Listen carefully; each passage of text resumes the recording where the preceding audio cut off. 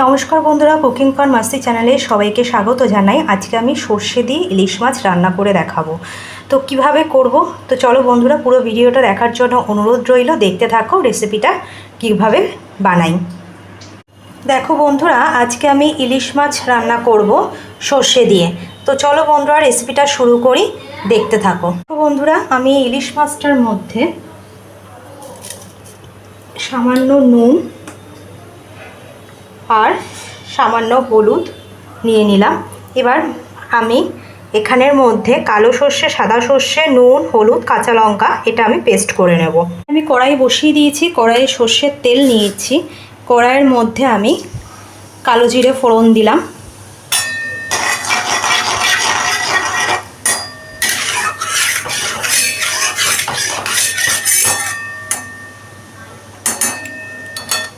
এইবারে এই ইলিশ মাছগুলোকে আমি দিয়ে দেব।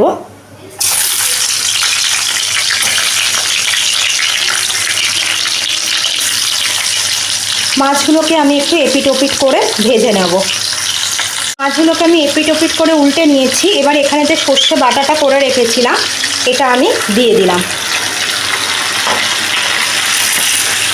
বাটিটা একটু ধুয়ে জলটাও দিয়ে দিচ্ছি।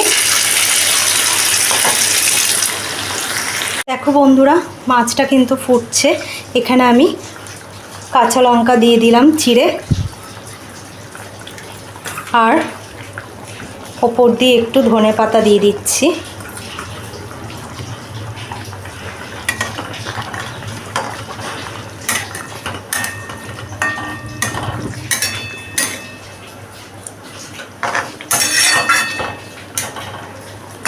সর্ষে দিয়ে ইলিশ মাছ রান্নাটা খুবই ইজি।